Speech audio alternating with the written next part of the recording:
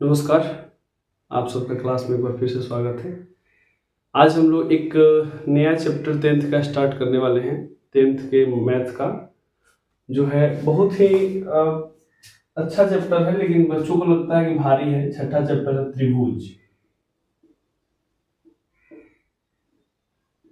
NCERT Bihar board, CBSE, English medium, Hindi medium सबके लिए है। ठीक है, तो त्रिभुज जो चैप्टर है हम लोग का, नाम से ही स्पष्ट है त्रिभुज। आपको 9th में थोड़ा सा पढ़ाया गया होगा। मैं आशा करता हूँ कि थोड़ा बहुत 9th में आपने पढ़ा होगा। नहीं भी पढ़ा होगा तो इस चैप्टर में आपको कोई दिक्कत होने वाली नहीं है, क्योंकि 9th से मुझे लगता है कि 9th के त्रिभुज से ये 10th वाला बहुत आसान है। तो देखिए शुरू करते हैं हम लोग। इसमें त्रिभुज में हम लोग को दो मतलब कॉन्सेप्ट्स को पढ़ने हैं। बेसिकली एक ही कॉन्सेप्ट है, लेकिन थोड़ा सा हम चर्चा कर देते हैं। एक होता है, देखिए, एक होता है समरूपता, समरूप, और एक होता है सर्वांग समता, सर्वांग समता। ठीक है, इसको हम लोग बोलते हैं सिमिलर, इंग्लिश में सिमिलर, और इसको बोलते हैं कॉन्ग्रुएंट।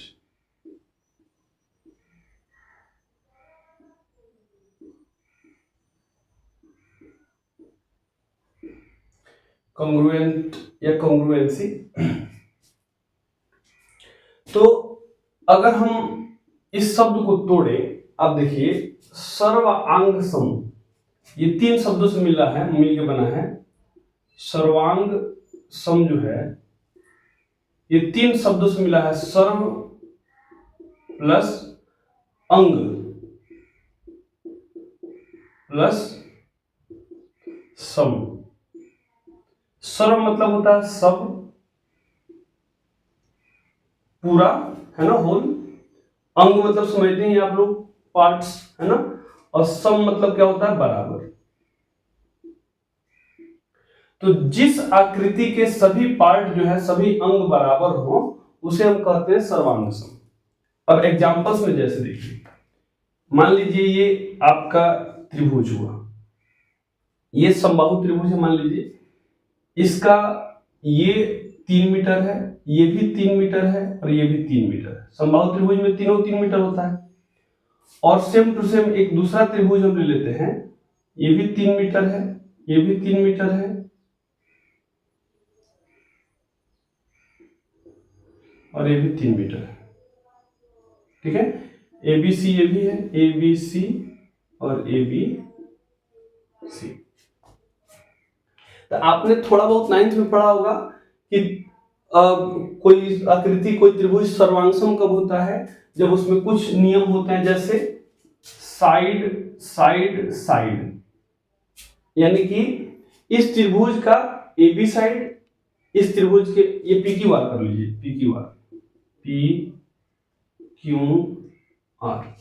इस त्रिभुज का ए बी साइड इस त्रिभुज के पी क्यू साइड से, इस त्रिभुज का AC जो है यहाँ PR से, और यहाँ BC जो है इसके QR से बराबर होगा।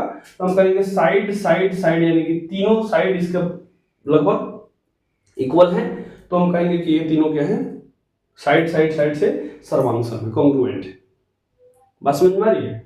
तो सर्वांगसम का मतलब होता है कि जब कोई भी आकृति त्रिभुज हो सकता है, वृत्त हो सकता है, उसके सभी अंग सम हो, बराबर हो, उसको हम कहेंगे कॉन्ग्रुएंट। ठीक है, सर्वांगसम। जैसे अब एग्जांपल और ले लीजिए, जैसे मान लीजिए कि ये एक वृत्त है, इस वृत्त का जो त्रिज्या है मान लीजिए 5 सेंटीमीटर है। ठीक है, और ये भी एक वृत्त है, इस वृत्त का त्रिज्या मान लीजिए 5 सेंटीमीटर है। तो ये दोनों त्रिभुज जो है सर्वांगसम हुए। सर्वांगसम का मतलब कि इस वृत्त को उठा के इस पे अगर हम रखेंगे तो पूरा अंग जो है ये पूरा ढक लेगा। सर्व अंग सम, सभी अंग बराबर होंगे, ये सर्वांगसम है। अब सर्वांगसमता का आपने पढ़ा, मतलब इसमें बहुत सारे त्रिभुज में अगर जाएंगे तो उसमें नियम है, 9th में पढ़ना था।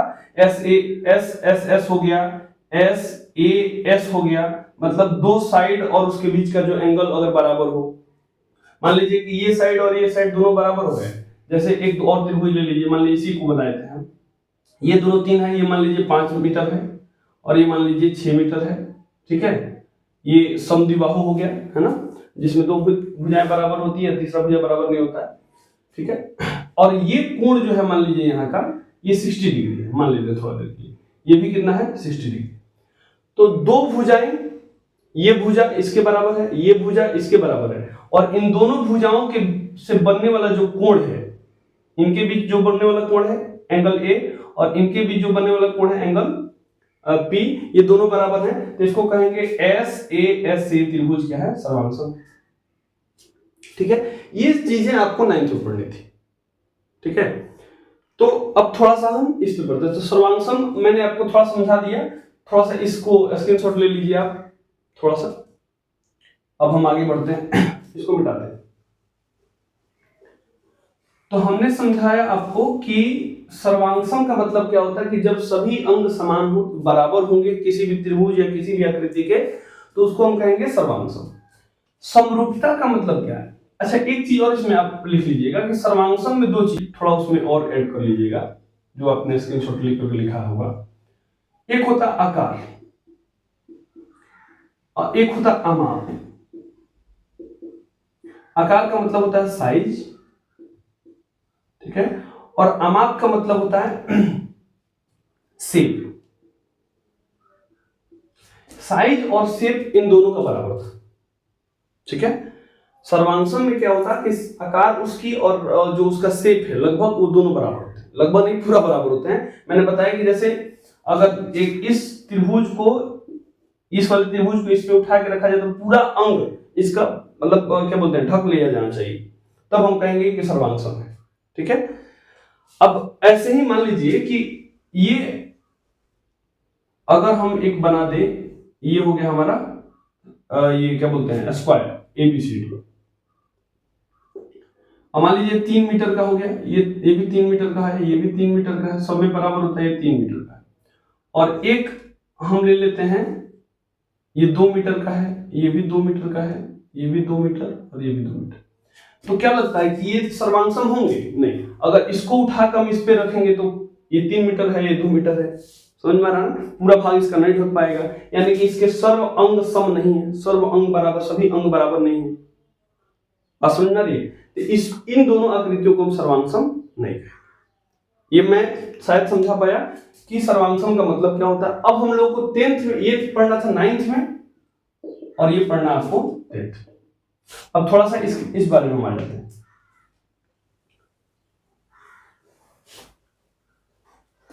समरूपता देखिए, समरूप का मतलब होता है कि सम प्लस रूप, उसका रूप बराबर होना चाहिए। जरूरी नहीं कि उसके अंग बराबर हो, उसके रूप बराबर होना चाहिए, यानी कि देखने में वो एक ही जैसे दिखने चाहिए, ठीक है। जैसे मान लीजिए ये आपका एक वृत्त हो गया, इसका मैंने रेडियस ले लिया, त्रिज्या ले लिया 5 मीटर का, और ये एक वृत्त हो गया जिसका रेडियस 2 मीटर का। तो ये सर्वांगसम नहीं है परंतु समरूप है। समरूप मतलब एक ही जैसे दिख रहे हैं, ये दोनों गोल हैं, वृत्त हैं। तो सभी वृत्त क्या होते हैं? समरूप होते हैं, सिमिलर होते हैं, एक जैसे।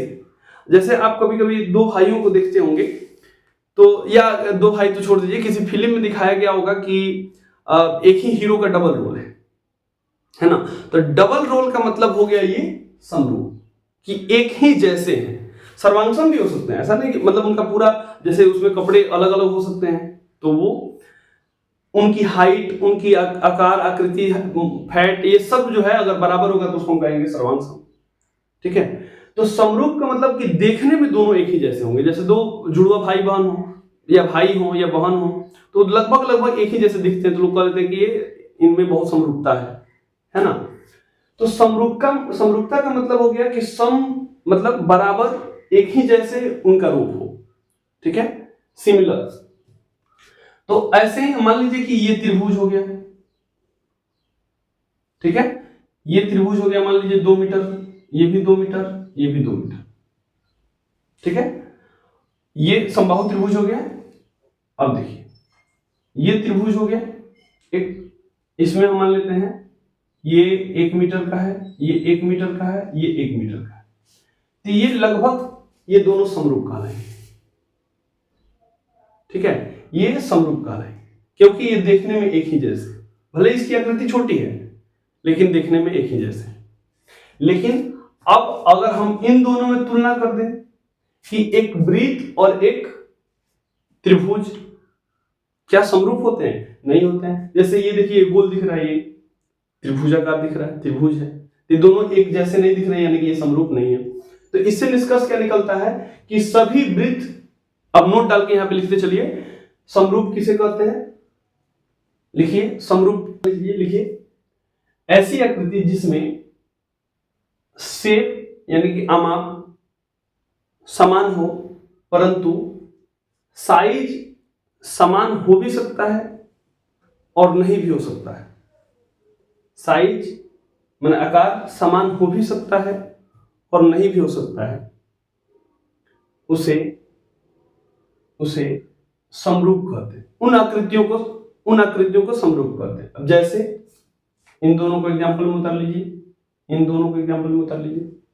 ठीक है, तो हमने अभी समझा कि सर्वांगसम का मतलब क्या है और समरूप का मतलब क्या है। सर्वांगसम का मतलब है कि जब दो आकृति देखने में एक ही जैसे हो, उनका मतलब शेप जो है एक ही जैसा हो लेकिन साइज अलग अलग हो सकता है, उसको हम कहेंगे समरूपता। ठीक है, अब मान लीजिए कि ये वर्ग है, देखिए मैंने जो अभी वर्ग लिया था, ये कितना लिया था? मान लीजिए 4 मीटर, मुझे ध्यान नहीं आ रहा है, 4 मीटर या 3 मीटर जो भी हो, और ये एक वर्ग ले लेते हैं जिसमें ये 2 मीटर का है, ये भी 2 मीटर है, ये भी 2 मीटर है, ये भी 2 मीटर है। ये ABCD हो गया, ये PQRS हो गया। तो ये क्या लगता है, ये समरूप होंगे कि मतलब सर्वांगसम होंगे? सर्वांगसम तो होगा नहीं, क्योंकि ये इसका आकार और आकृति, आकार तो मतलब एक जैसा नहीं है लेकिन आकृति लगभग एक ही जैसा है।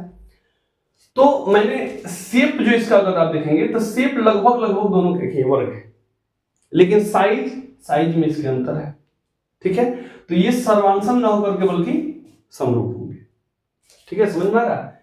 तो ये सर्वांगसम ना होकर के समरूप है, यानी कि अगर कहा जाए, इससे एक निष्कर्ष निकाला जाए कि सभी वृत्त समरूप होते हैं। कथन सत्य है असत्य है?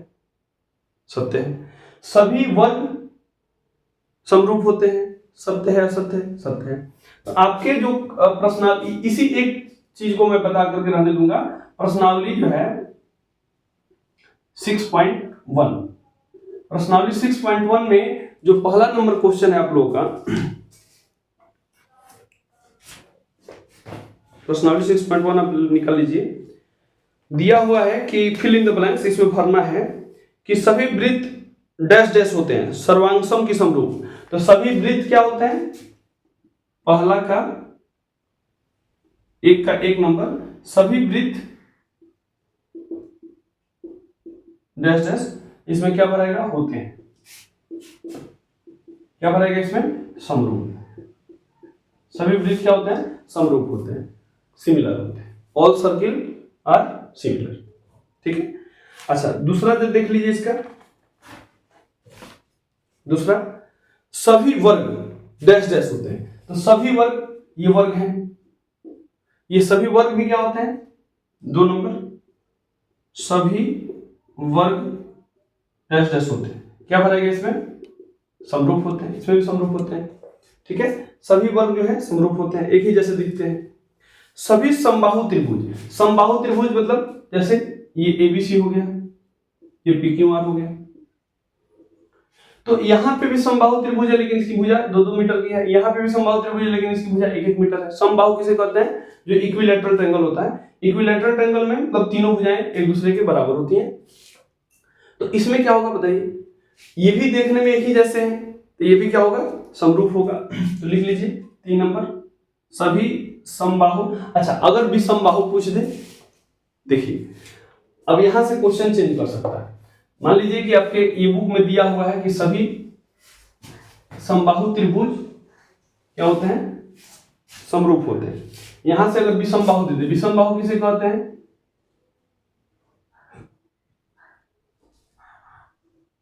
मान लीजिए ऐसे दे दें, ये 5 मीटर हो जाए, ये 3 मीटर हो जाए, ये 2 मीटर हो जाए, ठीक है।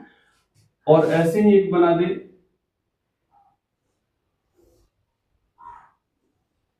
ऐसे मान लीजिए त्रिभुज हो, ये 4 मीटर है, ये 5 मीटर है और ये 6 मीटर है, मान लीजिए ऐसे दे दे। तो ये क्या लगता है कि समरूप होंगे? न तो सर्वांगसम होंगे न समरूप होंगे। क्यों नहीं होंगे? क्योंकि इसका साइड, हम अभी इसका एक थ्योरी देते हैं, ये देखने में तो एक जैसे पहले नहीं है, तो ये तो ऑटोमेटिक ऐसे ही नहीं होंगे। तो सभी समबाहु त्रिभुज क्या होते हैं? समरूप होते हैं। अच्छा, उसके बाद आता है कि भुजाओं की संख्या वाले दो बहुभुज समान होते हैं यदि डैश डैश और डैश डैश। अब इसमें देखिए, इसको थोड़ा सा नोट कर लीजिए, मैं बोल रहा हूं, इसको मिटाना पड़ेगा।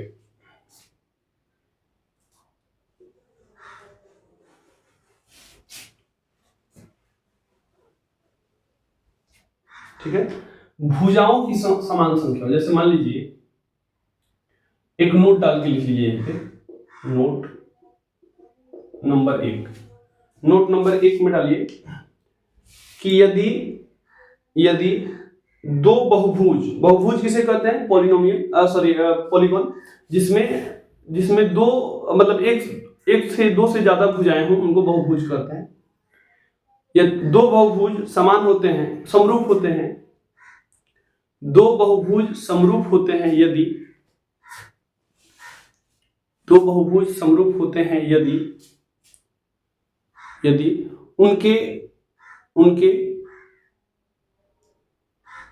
उनके संगत कोण बराबर हो, उनके संगत कोण बराबर हो और उनकी संगत भुजाएं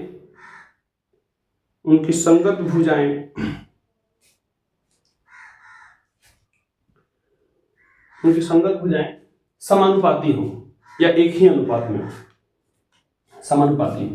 अब जैसे देखिए, मान लीजिए कि ये ऐसे करके एक बना दे, ABCD,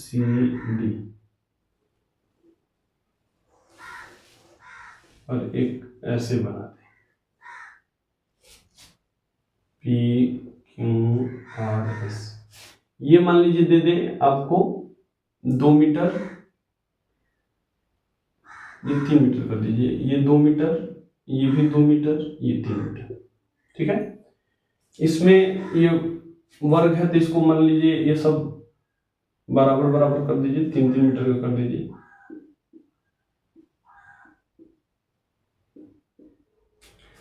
मैंने क्या कहा कि अगर कोई भी आकृति समरूप होगा, यदि कोई भी आकृति जो होगा समरूप होगा यदि उसमें दो कंडीशंस फॉलो किए जाए। पहला जो कंडीशन है उसका वो ये है कि इनकी जो भुजाएं हैं, इसका भुजा AB और इसका भुजा PQ, AB बट्टा PQ अगर हम निकालेंगे PQ, तो AB कितना है? 2 मीटर और PQ कितना है? 3 मीटर, ये 2/3 आया, ठीक है। तो ये सभी भुजाएं इतना ही आनी चाहिए, ठीक है। अगर AB बट्टा PQ हमने निकाल लिया, अब देखिए BC, अब इसका हमने साइड BC लिया तो इसका क्या लेंगे? QR, ये है 3 बट्टा, ये भी है 3 कितना आ जाएगा? 1। यानी कि इनका जो अनुपात है ये बराबर नहीं है, इसीलिए ये क्या होंगे? समानुपात, ये समरूप नहीं होंगे। मैंने लिखवाया है नोट में कि कोई भी बहुभुज समान होते हैं यदि उनके कोण, संगत कोण, ये वाला कोण A वाला P के बराबर हो, ये B Q के बराबर हो, D S के बराबर हो और C R के बराबर हो। तो अगर ये चारों कोण जो संगत हैं ये इसके बराबर हो और इनकी जो भुजाएं हैं, ये वाला भुजा इस वाले भुजा का अनुपात निकालेंगे, बराबर आना चाहिए। ये वाला भुजा का अनुपात, ये वाला भुजा और ये वाला भुजा का अनुपात, ये वाला और ये वाला, इन सबका जो अनुपात निकालेंगे तो सब ये 2/3 आ रहा था, सबको 2/3 आना चाहिए। तब हम कहेंगे कि ये दोनों आकृतियां समान हैं, समरूप हैं, अन्यथा नहीं है। मेरी बात समझ में आई? तो इसी के साथ ये चैप्टर भी हमारा समाप्त हुआ। तो ये जो पूछ रहा है हम लोगों से, जो 3 नंबर तो हम लोग बना लिए थे, चौथा नंबर कि भुजाओं की समान संख्या वाले दो बहुभुज समरूप होते हैं यदि उनके संगत कोण डैश डैश हो। संगत कोण क्या हो? संगत कोण कहते हैं मतलब इसका अगर ये लेंगे तो इसका ये वाला संगत कोण क्या हो? बराबर हो। इसमें डैश डैश में क्या भराएगा? बराबर हो। और उनकी संगत भुजाएं डैश डैश हो। संगत भुजाएं यानी कि ये जो कॉरस्पॉन्डिंग एंगल्स हैं वो बराबर होने चाहिए, समरूप समानुपाती होना चाहिए। समानुपाती माने वो समान अनुपात में होनी चाहिए। ठीक है, तो अब ऐसा 2 नंबर जो क्वेश्चन दिया है इसमें निम्नलिखित युग्मों के दो भिन्न भिन्न उदाहरण दीजिए। समरूप आकृति का, समरूप आकृति का उदाहरण दे देना है। दो वर्ग समरूप होते हैं, दो वृत्त समरूप होते हैं, त्रिभुज समरूप होते हैं, तो उसका उदाहरण दे देना है। ऐसी आकृति जो समरूप नहीं है, ऐसी आकृति जो सिमिलर नहीं है, तो सिमिलर में नहीं होगा, मतलब समरूप नहीं होगा, कौन होगा? जैसे एक वृत्त और एक त्रिभुज, ये सिमिलर नहीं होंगे। एक वृत्त और एक त्रिभुज सिमिलर नहीं हो सकते, एक त्रिभुज और एक वर्ग सिमिलर नहीं हो सकते। तो इसको लिख लीजिए, एक समरूप आकृति में सभी वृत्त, दो उदाहरण देना है, सभी वृत्त सभी वर्ग हो गए, समरूप होंगे। दूसरा देख लीजिए, ऐसी आकृति जो समरूप नहीं है, ऐसी आकृति जो समरूप नहीं है उसमें लिख लीजिए त्रिभुज और वृत्त, ये समरूप नहीं हो सकते। त्रिभुज और वृत्त, उसके बाद लिख लीजिए वृत्त और वर्ग, वृत्त और वर्ग भी समरूप नहीं होंगे। और चौथा नंबर क्वेश्चन देखिए इसका जरा, चौथा नंबर क्वेश्चन इसमें मैं ये मिटा रहा हूं। चौथा नंबर जो इसका क्वेश्चन है सेम टू सेम मैंने जो ये समझाया उसी पे है। सॉरी चौथा नहीं, 3 नंबर, सॉरी क्वेश्चन नंबर 3 6.1 कि बताइए कि निम्नलिखित चतुर्भुज समरूप है या नहीं। ये सिमिलर बताना है कि नहीं। ये है 3 मीटर, सब 3 मीटर है, और ये जो हम 3 मीटर दिए ये मान लीजिए 1.5 मीटर है। 1.5 और ये भी 1.5 मीटर सब है। तो सबसे पहले देखिए इसमें तो एंगल, इसका एंगल है 90 डिग्री। इसमें जो एंगल दिखा रहा है यहाँ पे ये ABCD, ये ABCD है, इसको ABCD दिया है। यहाँ A है, A B, यहाँ पे है C और यहाँ पे है D, और इसमें दिया है PQ R और S। तो इसमें सबसे पहले हम क्या निकालेंगे? हमने क्या बताया कि कोई भी दो बहुभुज, दो आकृतियां समान होती है यदि उनका कोण बराबर हो, संगत कोण बराबर हो और उनकी भुजाएं एक ही अनुपात में हो। तो सबसे पहले कोण निकालिए। तो देखिए, तो इसमें का कोण A, इसमें का कोण A इसके कोण P के बराबर है। यहाँ पे 90 डिग्री नहीं है। देखिए आप अपने बुक में वहां पे जो ये जो लाइन है तिरछा है, 90 डिग्री नहीं है। तो कोण A बराबर है 90 डिग्री, ठीक है। या ऐसे लिख सकते हैं कोण A is not equal to कोण P। कोण P और कोण A बराबर नहीं है। कोण Q और कोण B, कोण Q is not equal to कोण B। कोण इसका R जो है यहां B कर दीजिए, B not equal to B हो जाएगा Q के। इसका C जो है इसके R, C is not equal to angle R, और angle D is not equal to angle S। ये तो पहला कंडीशन इसका फॉलो नहीं हो रहा है। इसमें सब में ये वर्ग है तो सब में 90 डिग्री होगा, ये थोड़ा तिरछा है तो 90 डिग्री नहीं होगा, ये बराबर नहीं है। और इसकी अगर भुजा आप निकालेंगे तो देखिए, अब ले लीजिए इसका AB और इसका PQ। तो AB या PQ बटा AB निकालिए, PQ कोई भी आप निकाल सकते हैं, भी ऊपर कर सकते हैं।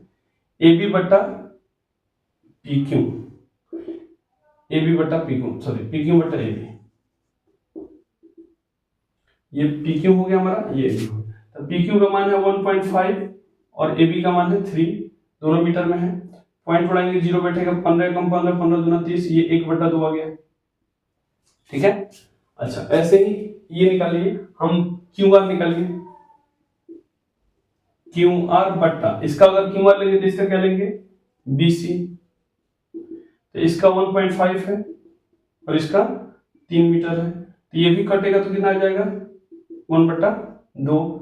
ऐसे ही ये दोनों हमने कर लिया। फिर ये आर एस बटा इसका आर एस लेंगे तो इसका क्या लेंगे सी डी या डी सी, तो 1.5 बटा 3, ये भी लगभग 1/2 आएगा। और इसका पी एस बटा ए डी, तो पी एस 1.5 है और ए डी कितना है 3, तो ये कितना हो जाएगा, ये भी पॉइंट बढ़ाएंगे 3/2। अब देखिए यहाँ पे ये सबका अनुपात तो 1/2 बराबर आ रहा है, परंतु ये कोण बराबर नहीं इसलिए लिखेंगे, इसलिए ये आकृतियां, यह नहीं, ये आकृतियां समरूप नहीं है। These figures are not similar। ठीक है, तो ये हमने आज 6.1 किया। अगले क्लास में हम लोग मिलते हैं 6.2 के साथ। तब तक के लिए जय हिंद, नमस्कार।